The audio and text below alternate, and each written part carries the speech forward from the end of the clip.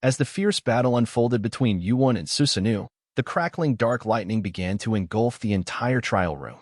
Mysterious eyes materialized seemingly out of nowhere, casting an unusual atmosphere. Yuan's energy surged, his imposing figure radiating immense power amplified by Kaini. Even Susanoo, standing before Yuan, felt the weight of the increasing pressure. Gripping his sword tightly, Susanoo declared his satisfaction, recognizing this as the true commencement of their battle, his shoulders still ablaze with divine fire. However, just as Susanoo prepared to launch another attack on Yuan, he was taken aback.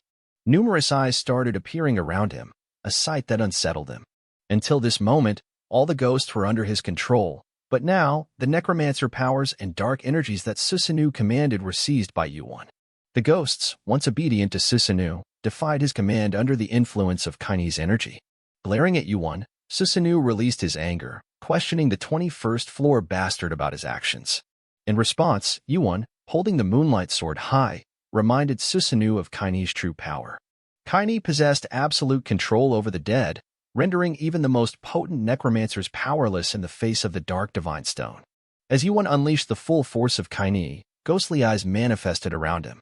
His cinder eyes gleamed with a smirk as he taunted Susanoo for the mistake of guiding him in awakening Kaini. Despite regretting giving Yuan a hint about Kaini, Susanoo found himself powerless to undo what had been done.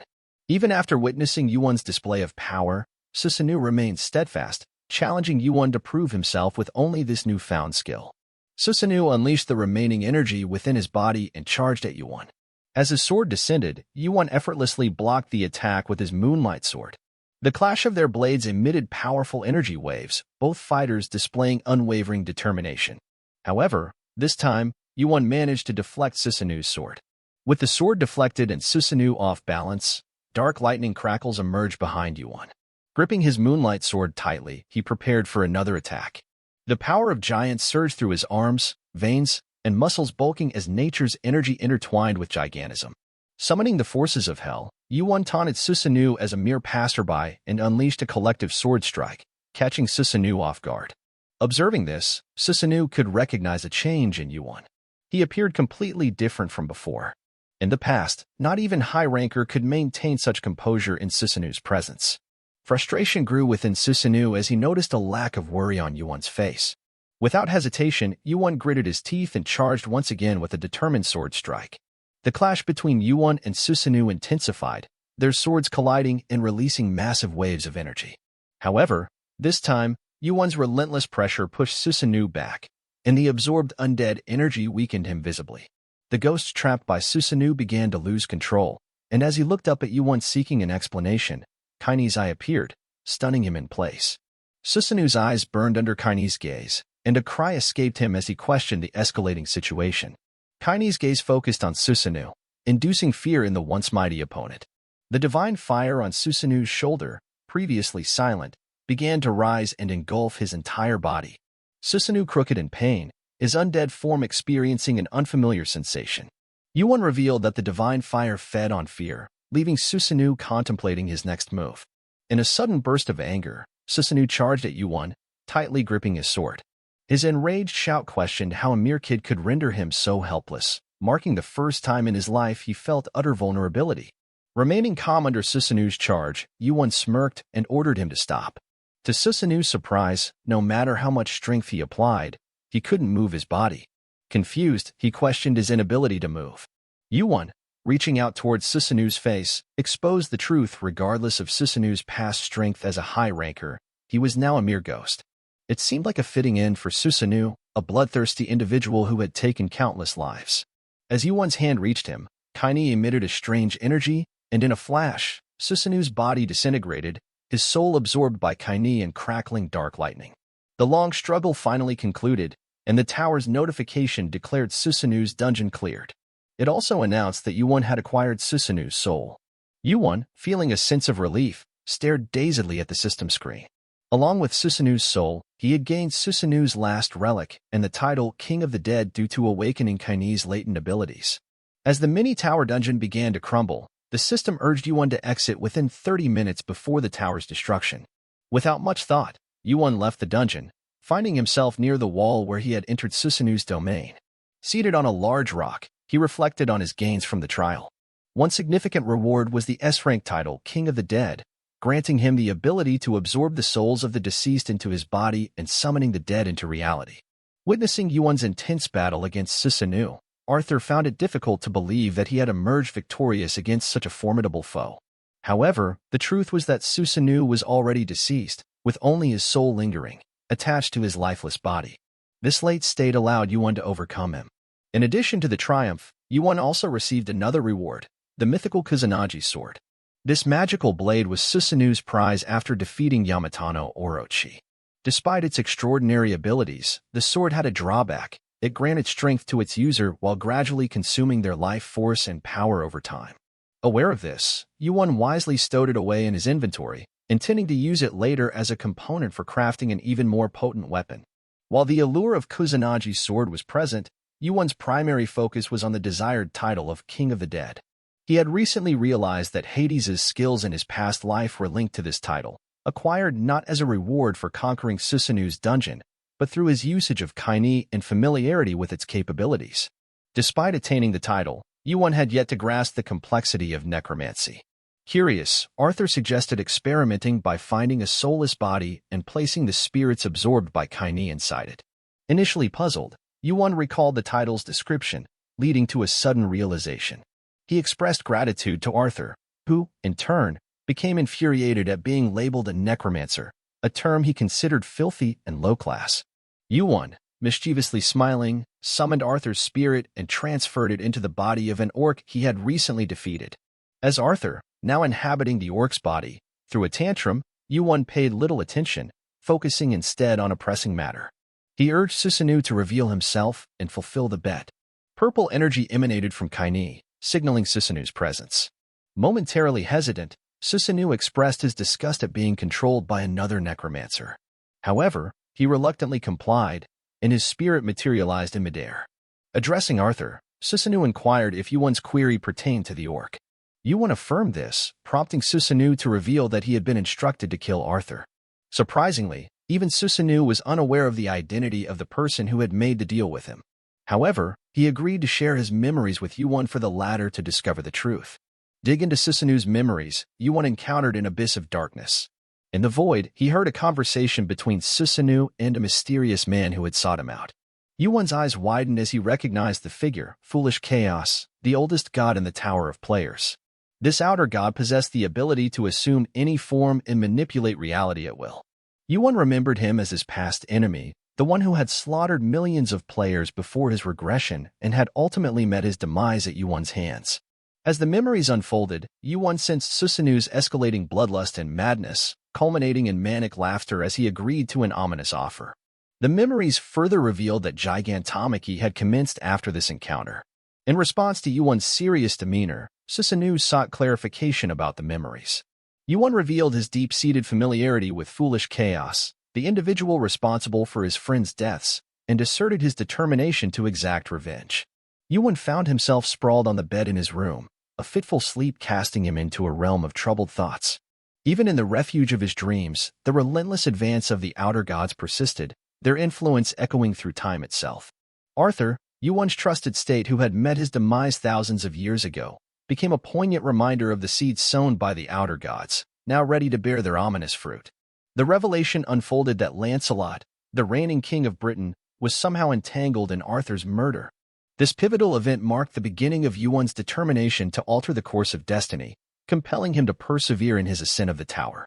In the tapestry of his dreams, Yuan encountered Merlin and Arthur. Both met tragic ends, leaving Yuan as the lone survivor, guided by the enigmatic flame eyes. The outer gods appear ominously in the distance, with Foolish Chaos taking center stage. Even within the confines of his dreams, Yuan harbored an intense desire to vanquish these cosmic entities.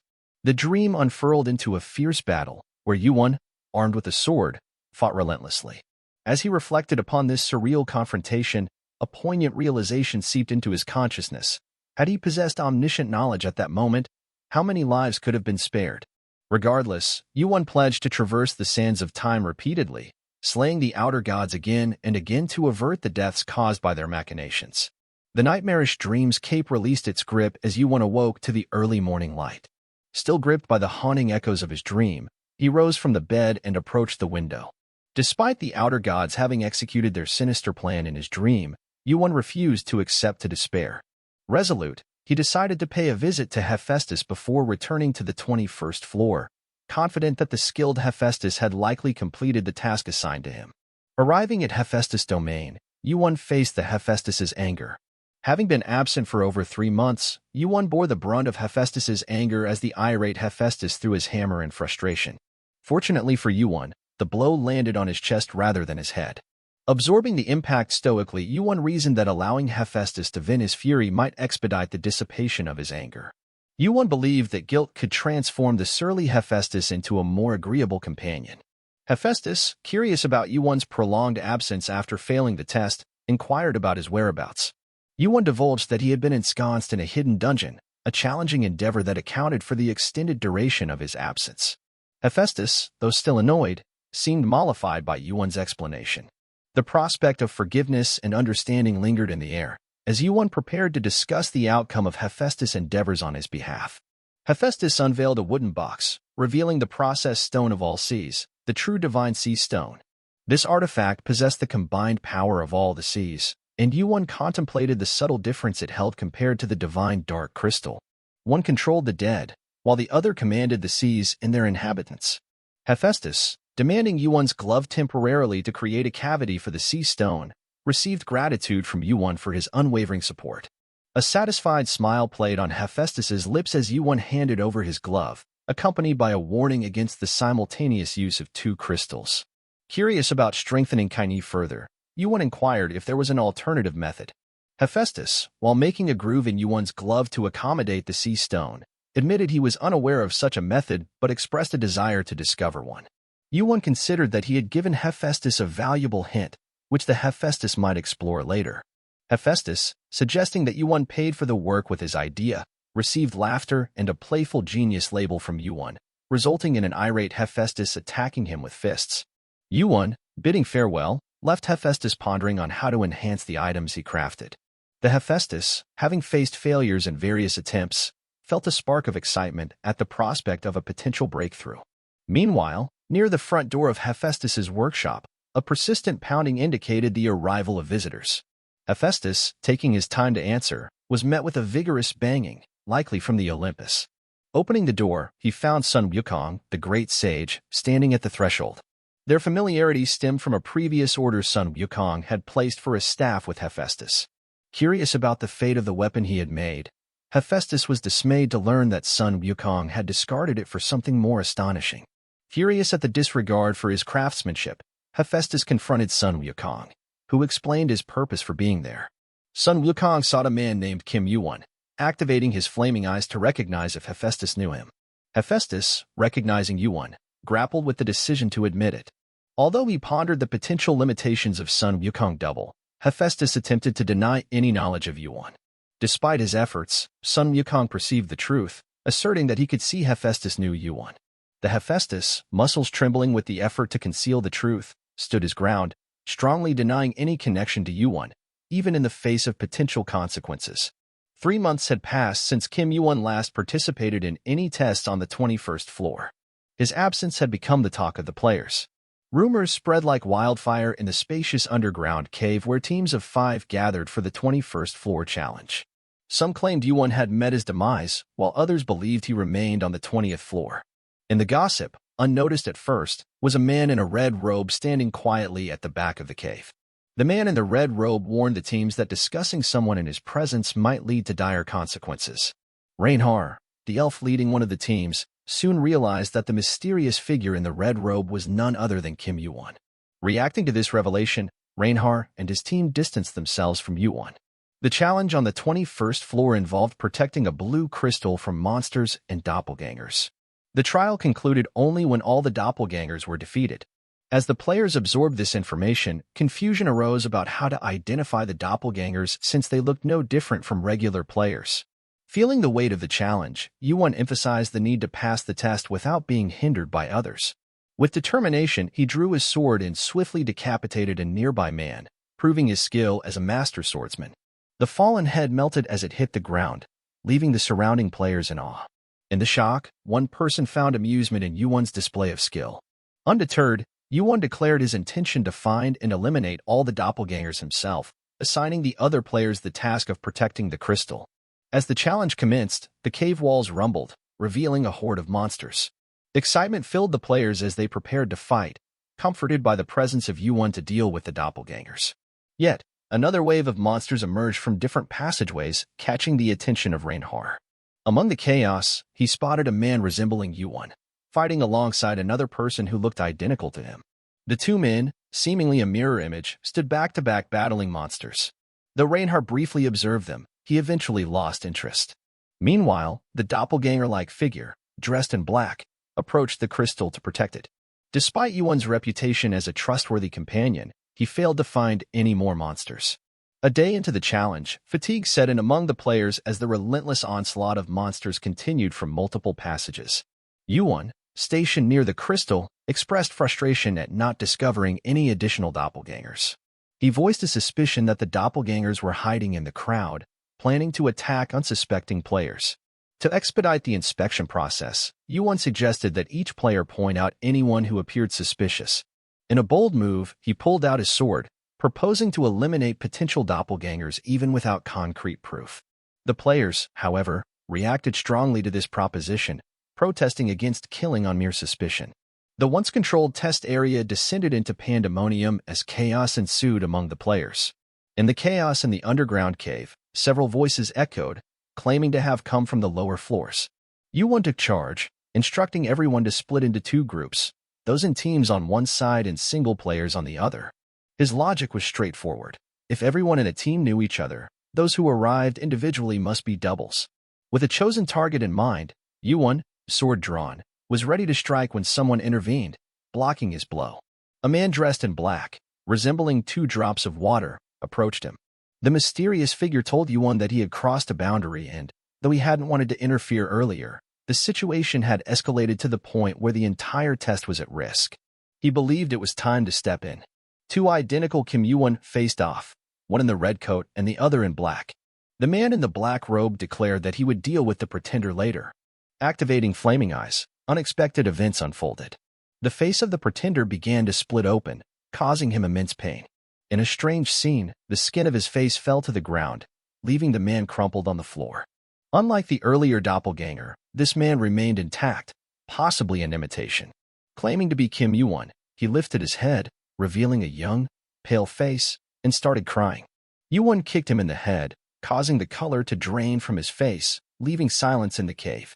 As the players stood divided into two groups, Yuan approached the players that the previous pretender had attempted to attack. Each player fiercely tried to prove their authenticity, and Yuan moved past them to Reinhardt. Yuan raised his sword to Reinhardt's neck, but Reinhardt remained calm, insisting he was not a doppelganger. His team joined in, shouting their confirmation and emphasizing they hadn't separated since the ordeal began. Yuan tightened his grip on Reinhardt's neck, his breathing strained. Reinhardt's eyes flashed with the fear of impending death.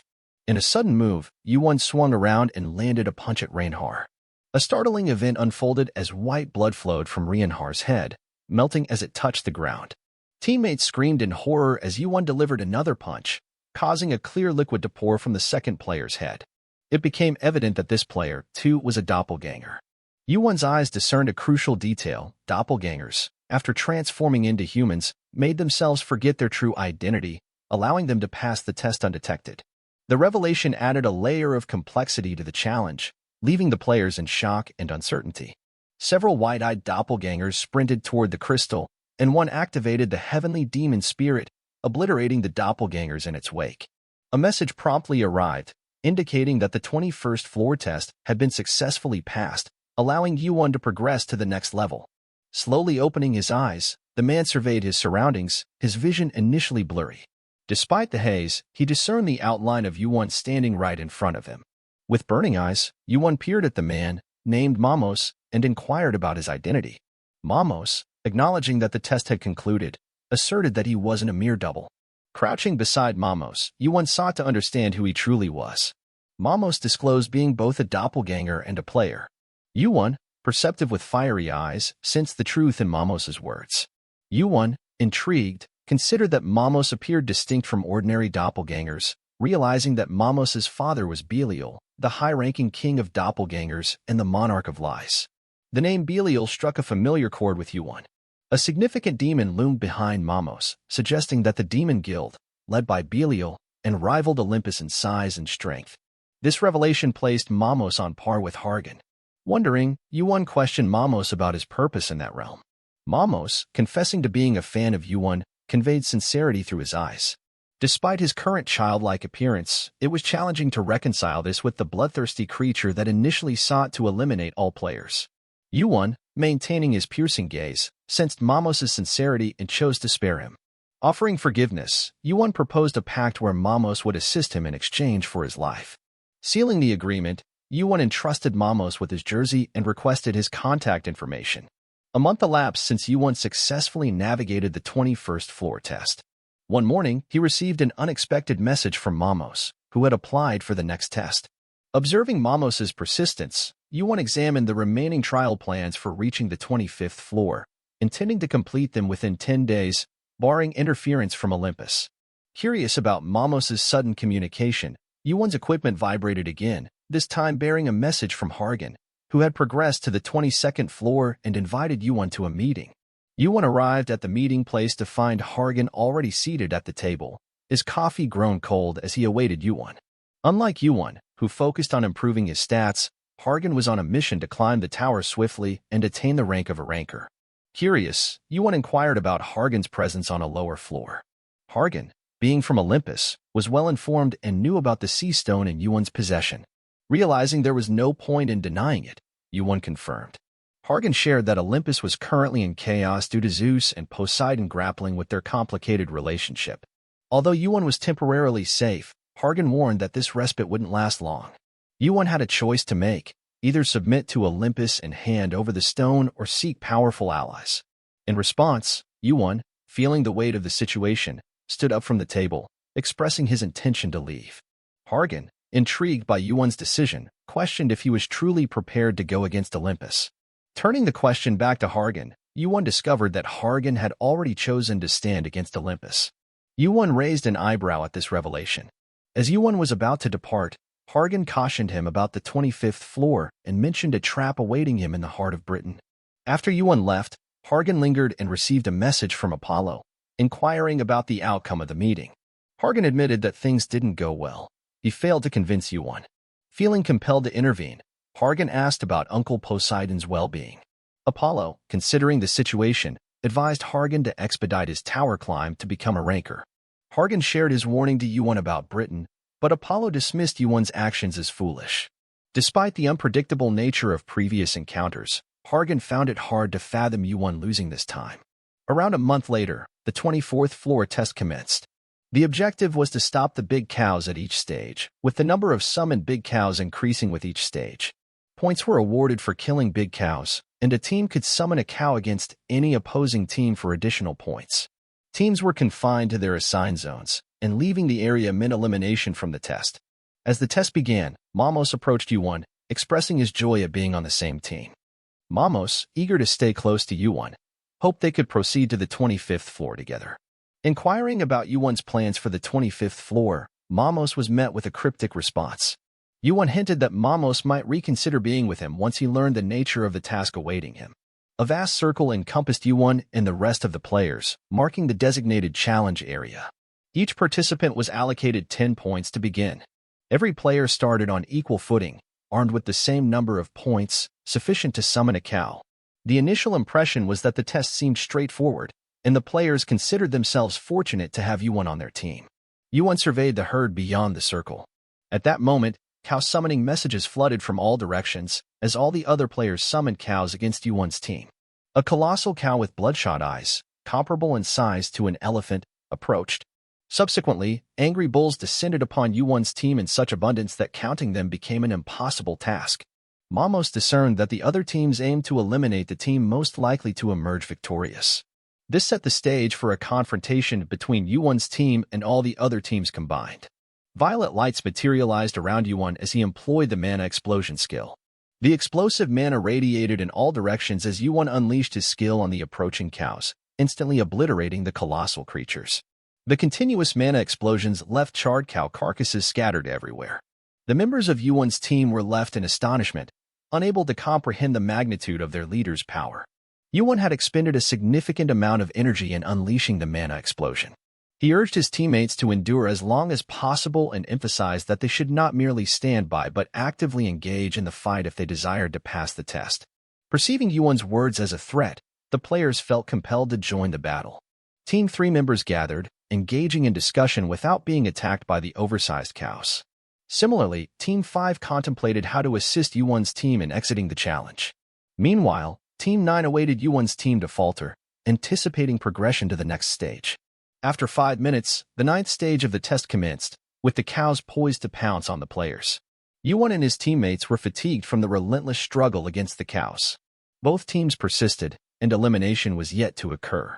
Only Yuan's team was currently under attack. Yuan implored Mamos to endure until the 10th stage, remembered about his earlier assurance that this would be the easiest challenge. Messages calling forth the colossal cows inundated again, surpassing the previous numbers. The messages arrived in rapid succession without respite, leaving uncertainty about how the other players had amassed so many points. Yuan instructed everyone to take a break, announcing his intention to proceed alone. Mamos, though concerned, hoped for Yuan's safety. Yuan positioned himself at the trial area's edge, surrounded by imposing cows closing in from all directions. Having acquired the mana wielder skill, his stats increased by 10%, facilitating better mana control. However, the newfound skill proved insufficient for the impending challenges. Purple orbits materialized around Yuan, signaling the commencement of the 9th stage of the process. Reports of cow defeats started pouring in as the 10th, 11th, and 12th stages swiftly passed.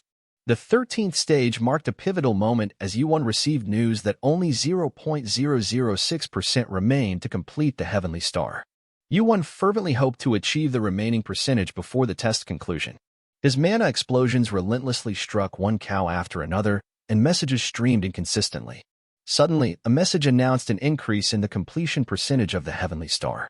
Persistently exploding his mana, Yuan scored over 30 explosions that eliminated the formidable cows.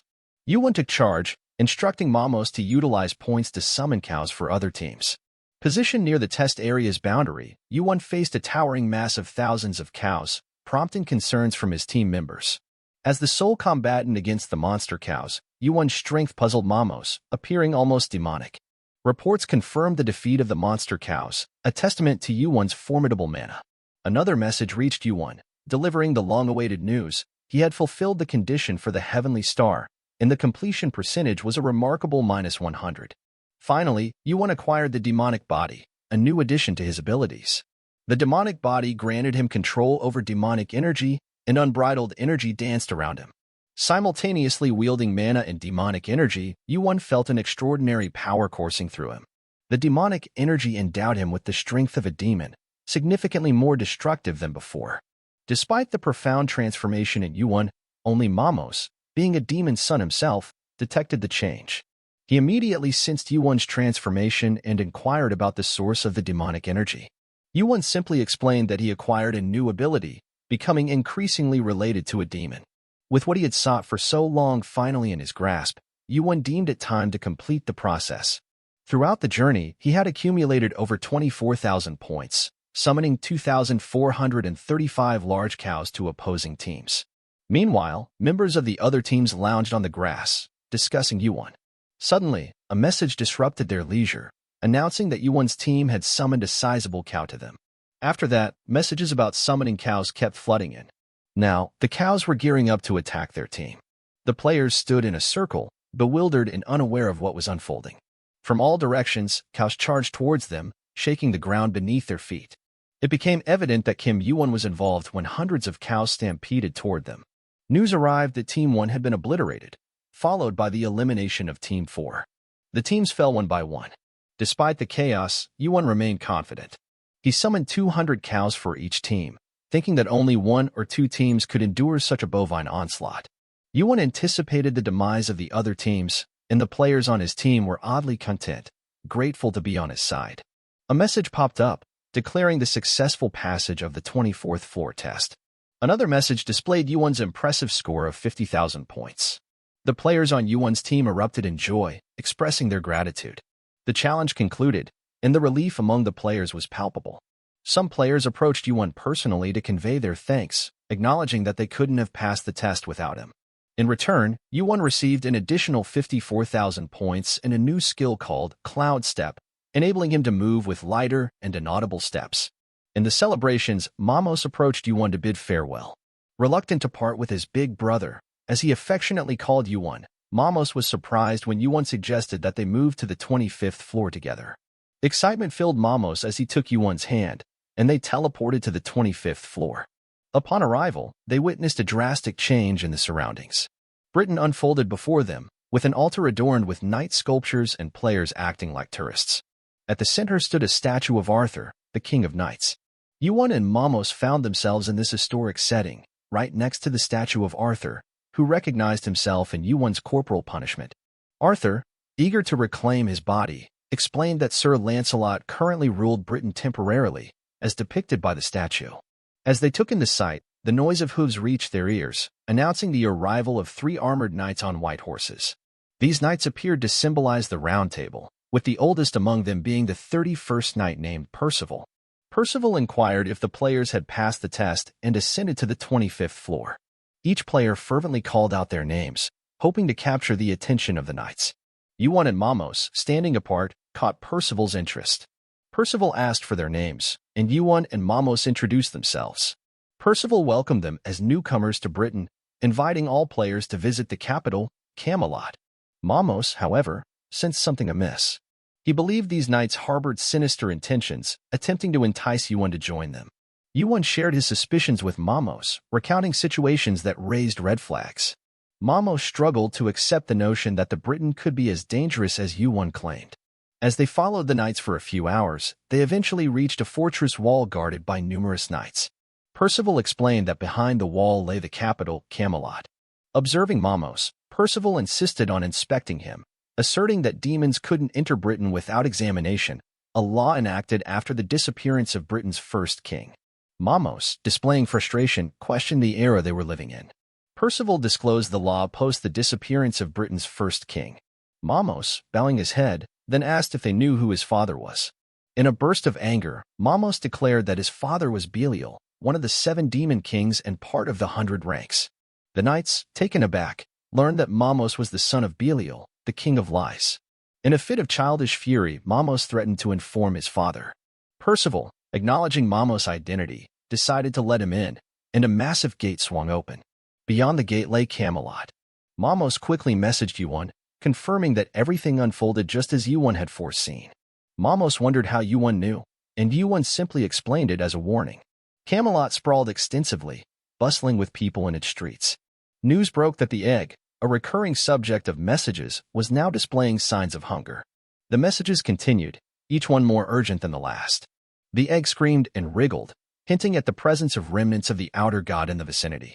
In the buildings, a tall castle with beautiful towers stood prominently, resembling a king's palace. Yuan strolled through the palace courtyard, paved with beautiful tiles, neatly trimmed trees, and numerous fountains. Curious, Yuan asked Arthur's ghost about his silence since entering Camelot. Arthur explained that the castle hadn't changed at all. As Yuan explored a large room, he conversed with Arthur's ghost. Arthur revealed the castle's age, claiming it to be older than himself. Yuan shared that he came to meet Lancelot, having separated from Mamos earlier. He also mentioned his purpose of meeting Merlin, as Arthur had requested. Yuan proceeded to a balcony as Arthur's ghost expressed his perception of Yuan as someone with plans and strong beliefs. Arthur wondered if Yuan wanted to meet Merlin. At this point, Arthur's spirit left Yuan's glove and hovered around him, noting that Yuan appeared too emotional. Arthur advised Yuan to keep his mind clear as calm water. Undeterred, Yuan explained that he came to turn Britain upside down, and outside the window, beautifully trimmed trees and colorful flowers adorned the view. Night strolled through the park, and leaves fell on Yuan's head, disturbed by a maid tending the garden. An angered knight, upset with the fallen branch, nearly harmed the maid but was stopped by the sudden appearance of a protective man. This man, tall and elderly with a wrinkled face, white hair, and a long white beard, scared the knight away. The maid, grateful for the man's intervention, recognized him as a person of high rank. The old man, however, claimed to be no ordinary gardener and mentioned that he often walked among the beautiful flowers in the garden. With that, he ascended the white marble stairs leading to the palace. As Yuan proceeded, an old man noticed a young man in a white suit approaching him. The young man referred to the old man as the great magician who founded Britain with Arthur, none other than the great Merlin. Curious, Merlin asked the young man, whose name was revealed to be Kim Yuan, who he was and what he wanted. Yuan explained that he was a gambler who had recently arrived at this place, possibly invited by Lancelot. Merlin inquired about Yuan's business with him, and in response, Yuan pulled out a sword, none other than King Arthur's Excalibur. This revelation startled Merlin, who immediately recognized the iconic sword. Intrigued, Merlin asked Yuan where he obtained King Arthur's sword. Yuan, putting the sword back into its sheath, explained that it was a lengthy conversation not suitable for such an open space. Merlin then invited Yuan into the grand reception room of his palace. They sat at a table and enjoyed tea, with Merlin persisting in his inquiry about how Yuan came to possess Excalibur. Yuan disclosed that he had found the relic by chance. Merlin, pensive about his old friend Arthur, who had vanished from Britain without a trace, hadn't seen him in over 1,000 years. Curious, Merlin asked if Yuan knew Arthur and how they crossed paths. Yuan revealed that he had met Arthur for the first time a few months ago. This revelation left Merlin astonished, struggling to believe that Arthur could still be alive. Suddenly, thick black smoke emanated from Yuan's black glove, a clear indication that he had summoned Arthur's spirit. The black smoke gradually took shape, transforming into the figure of an orc. However, Merlin, seated with his back turned, couldn't witness this transformation. Realizing Yuan's extraordinary abilities, Merlin saw the enormous orc and expressed his hope that it wouldn't pose a threat. The orc, speaking in Arthur's voice, reassured Merlin and playfully called him an old man, a term only Arthur used when they were alone. Overwhelmed with emotion, Merlin rushed towards the orc, tears streaming down his face, realizing that his long-lost friend Arthur was sitting in front of him. As Merlin and Arthur reunited after a millennium, Merlin couldn't help but express his surprise at Arthur's uncharacteristic attire. Arthur, glancing at Yuan with annoyance, revealed that Yuan had found this body. Understanding the need for privacy, Yuan stood aside, allowing the two friends to have their moment. Merlin, eager to avenge the death of his friend's son, inquired about Arthur's killer. Arthur somberly revealed that Lancelot had murdered his son and that the perpetrator was currently within the castle. Enraged, Merlin's eyes glowed green as he expressed his readiness to exact revenge on Lancelot.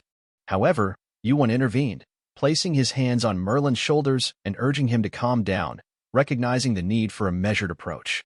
Merlin's composure shattered upon learning the identity of his friend's son's murderer. However, Yuan cautioned against seeking revenge, suggesting that it might lead to an uprising. Merlin contemplated if Lancelot's desire for the throne was the motive behind killing Arthur's son. Arthur, now an orc, dismissed this notion, asserting that Lancelot could never have defeated him.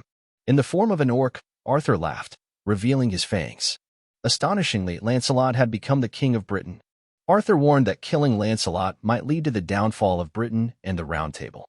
Fear permeated the air, as it seemed Lancelot might have been involved in Arthur's demise. Yuan proposed a solution, attending the upcoming Round Table meeting in 10 days. Although outsiders typically couldn't participate, Merlin noted that with his assistance, it could be arranged. On the first day of the meeting, a man in a red robe entered the Great Hall. 2 knights escorted him to the throne, inquiring about any issues. Lancelot, now the king, claimed everything was fine. Seated on the throne after a prolonged absence, Lancelot commanded the kneeling knight's attention. Described with green hair, a birthmark under his eye, and a sharp chin, Lancelot appeared regal. The 2 kneeling knights, named Thal and Lawlet, informed Lancelot about Yuan's arrival at the castle. Lancelot expressed a desire to meet Yuan personally. As he placed his hand on the armrest, Lancelot shared that he had heard of Yuan from Asgard. Guilds had attempted to recruit him unsuccessfully. Lancelot disclosed that Asgard's secret investigation revealed Yuan as a player of unknown origin rapidly ascending the tower. The king further claimed that he had heard troubling rumors linking Yuan to King Arthur's death. Thal and Lawlet, surprised, violated the rules by rising from their seats. The 1,000-year-old mystery surrounding Arthur's demise seemed close to resolution. The knights, clenching their fists, sought confirmation about Yuan's involvement. Lancelot, relying on Asgard's information, asserted its reliability. Thal and Lawlet, still puzzled, questioned why the king had invited Yuan to the palace. They were prepared to take action and sought Lancelot's orders. However, Lancelot hesitated, expressing concern that giving such an order might lead to unrest in the country. Additionally, he pointed out that a ranker couldn't engage in combat with a player, as it would result in fines from the administrator. The situation grew increasingly complex, with questions surrounding Yuan's role, Lancelot's ascent to power, and the looming threat to the stability of Britain and the Round Table. Lancelot asserted that he couldn't leave Yuan alone and allowed the knights to make their own decisions. Instructing them to act discreetly, Lancelot emphasized the lasting impact of Thal and Lawlet actions on the king and other knights. The knights left the hall, leaving Lancelot alone on his white and gilded throne, where he hunched over in laughter. Thal and Lawlet, loyal servants to King Arthur for 1,000 years, had been consumed by hatred for Arthur's murderer. Lancelot cunningly exploited this loyalty against Yuan. He reveled in the fact that these loyal knights couldn't distinguish friend from foe, proudly envisioning conquering the land and ruling over all the rancor. Lancelot uttered his familiar phrase to the Sea of Olympus, a late-night ritual. A knock interrupted Yuan in his room. Activating his fiery eyes, he sensed the bloodlust and thirst for revenge emanating from the person behind the door. The raging emotions were ready to explode like a volcano. Two knights invited Yuan to follow them, leading him to the training area. Thal and Lawlet claimed they had questions for Yuan, and Thal, with a flashing gaze, unsheathed his sword, threatening severe consequences if Yuan didn't cooperate. The knights demanded to know who was behind King Arthur's death. Thal's sword grazed Yuan's shoulder, violating the rules that prohibited a rancor from attacking a player. Unfazed, the knights persisted in their inquiry. Yuan, realizing Lancelot's influence, reached into his inventory and pulled out two swords, prepared to defend himself. The knights seemed driven not by a desire to harm but to discover the truth. However, as Thal persistently attacked, Yuan skillfully dodged the blows. Thal, ignoring the penalty for attacking a player, aimed to sever Yuan's limbs. In a moment of retaliation, Yuan struck one of the knights, covering Thal's face with his glove. Simultaneously, Arthur's spirit spoke, urging Yuan not to kill the knights, as they fought out of loyalty to Arthur and lacked knowledge of the truth. Caught in a dilemma, Yuan considered his options. Realizing that revealing Arthur might not convince them, he decided to hide Arthur until the meeting. Lawlet approached with a thirst for revenge, demanding a one-on-one confrontation on the 42nd night of the Round Table. The training ground transformed into an empty field, with only one spectator allowed, not permitted to interfere. The 42nd night of the Round Table insisted on a one-on-one duel, claiming victory through their traditional methods. Yuan, skeptical of discussing fighting strategies given the history of bloody wars, decided to prove that Lawlet couldn't defeat him using such chivalrous methods. Arthur's spirit urged Yuan not to kill Lawlet and Thal, recognizing their ignorance. Yuan was determined to demonstrate that Lawlet's approach wouldn't work against him, setting the stage for a confrontation that would determine the fate of Arthur's legacy in the Round Table. Yuan had made a solemn promise not to take lives, yet the intensity of the battle pushed him to the limits of that vow. In a clash against Lawlet and Thal, Yuan's blade gleamed ominously. Mana surged around him, manifesting as flashes of brilliant light. The Round Table shield, a formidable defense, protected Lawlet from the relentless strikes of Yuan. Undeterred, Yuan summoned all his strength, repeatedly assaulting the shield. Each blow seemed to resonate with the power of giants, channeled through his black adamantine glove. Lawlet, shield in hand, resembled an impervious tank, advancing steadily against Yuan's onslaught. However, Yuan persisted, charging directly at Lawlet's shield with unwavering determination. The clash was a spectacle of sheer force. Yuan's fist pounded the shield with such might that tears formed on its surface. Lawlet, despite his strength and experience, had never faced such extraordinary power. His surprise was evident as he struggled to comprehend the relentless assault.